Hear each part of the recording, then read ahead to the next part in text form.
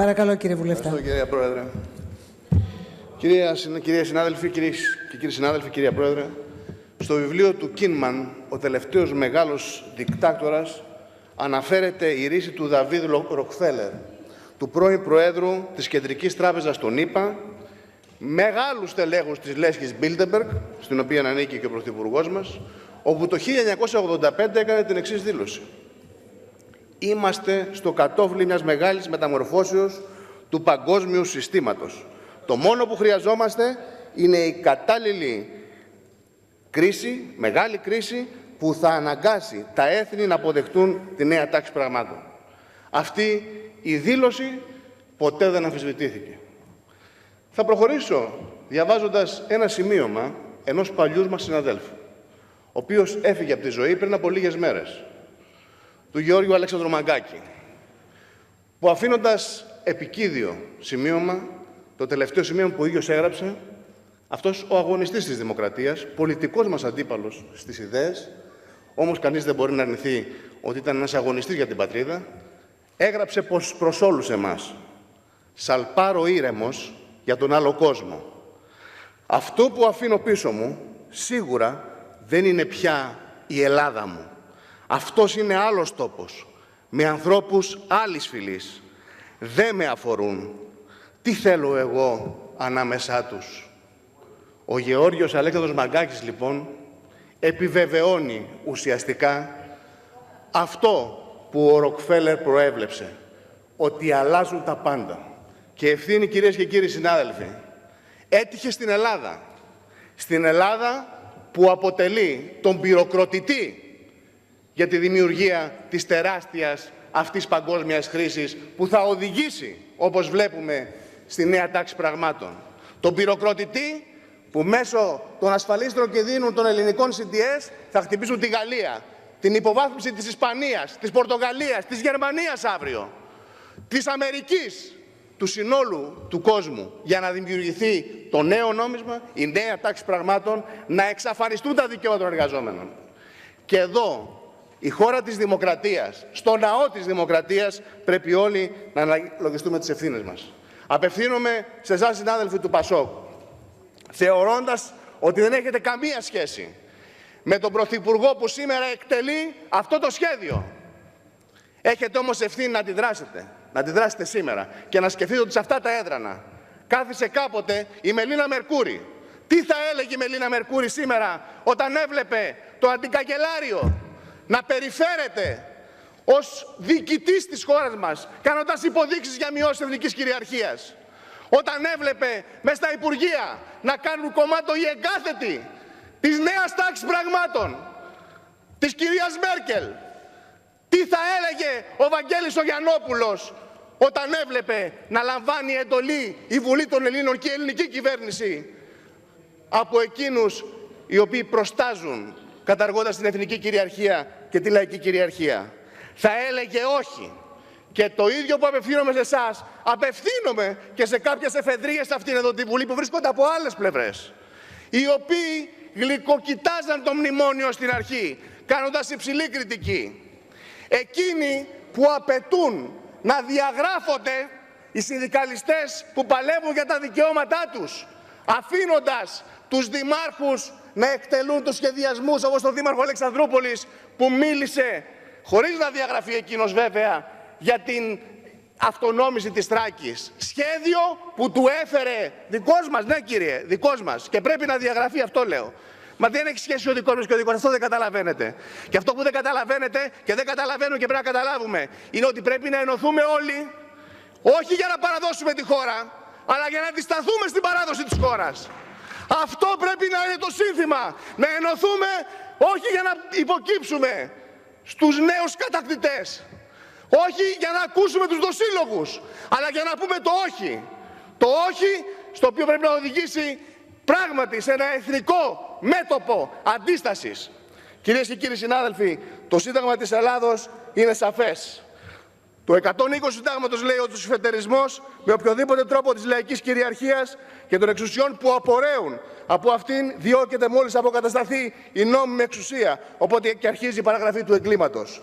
Η τήρηση του Συντάγματος επαφίεται στον πατριωτισμό των Ελλήνων που δικαιούνται και υποχρεούνται να αντιστέκονται με κάθε μέσο εναντίον οποιοδήποτε επιχειρεί να το καταλύσει με τη βία.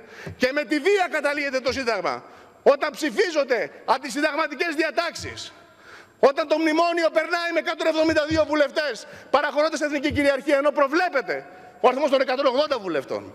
Το ίδιο το μεσοπρόθεσμο, το ίδιο αντισυνταγματικές διατάξεις που περνάνε με αυτό το σημερινό νομοσχέδιο, που επικυρώνει την παράδοση της χώρας. Κυρίες και κύριοι συνάδελφοι, δυστυχώς έχει καταργηθεί και το Κοινοβούλιο. Θα σας πω μόνο ένα απλό θέμα.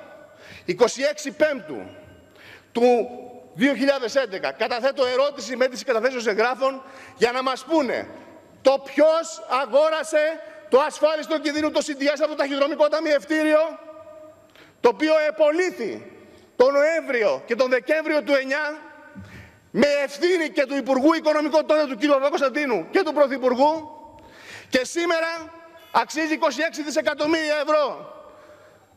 Όσα δηλαδή σήμερα νομοθετούμε επί 5. Δεν απαντάνε στην ερώτηση. Τη μετατρέπω σε επερώτηση. Βάσει του 134 παραγράφος 2. Με πρωτοβουλία του Προέδρου της Βουλής ποτέ δεν μπαίνει στον πίνακα. Το ξανακαταθέτω πάλι. Με τον Γιάννη τον Δημαρά και με τον Κυριάκο τον Βελόπουλο. Διακομματική επερώτηση. Δεν προσδιορίζεται. Γιατί? Γιατί κάποιοι ενεργούν προκειμένου να παραδοθεί αυτή η χώρα. Γιατί κάποιοι συνάδελφοι αυτό που θέλουν δεν είναι να γλιτώσουν τα 80 εκατομμύρια της εφεδρείας. 80 εκατομμύρια νομοθετούμε για την εφεδρεία. Και 100 εκατομμύρια ψηφίσαμε για να πάρει το Μέγαρο Μουσικής. 5 δισεκατομμύρια θα γλιτώσουμε από όλο το νομοσχέδιο. Και 26 δισεκατομμύρια είναι αυτά τα οποία δώσαμε με ένα μόνο ασφάλιστο κινδύνου, για το οποίο δεν μας ενημερώνουν. Κυρίες και κύριοι συνάδελφοι, την ίδια στιγμή που λέμε στον ελληνικό λαό, στον συνταξιούχο και στον εργαζόμενο να ματώσει, την ίδια στιγμή ο Πρόεδρος της Βουλής φτιάχνει βίλες στο Γράμμο.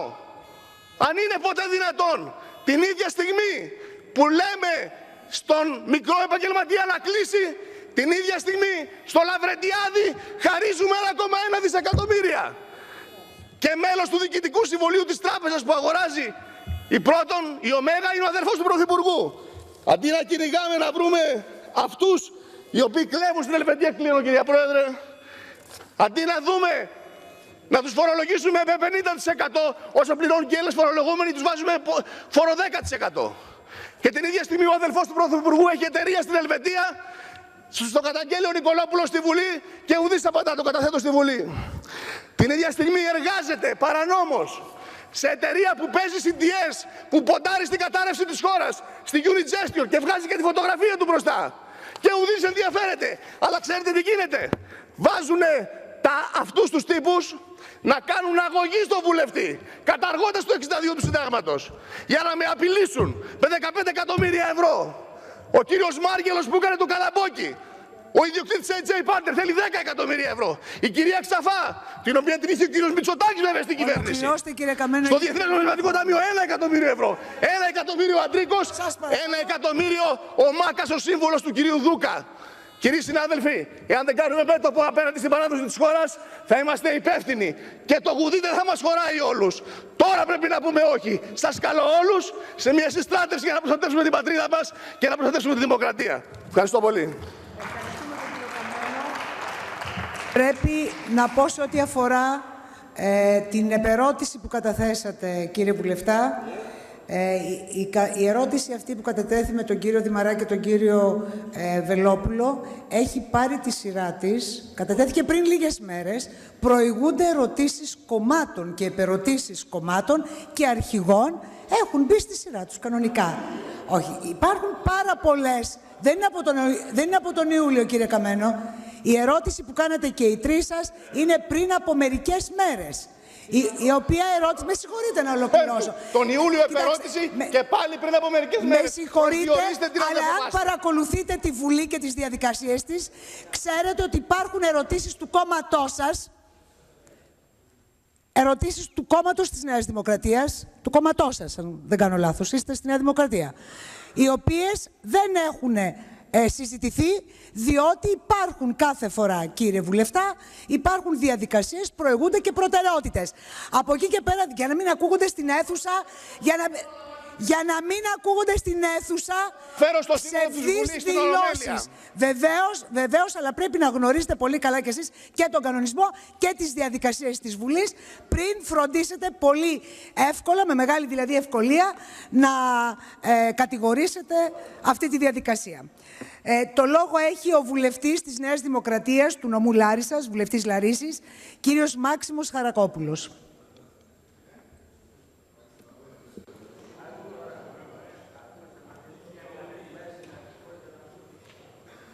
Κυρίες και κύριοι βουλευτές,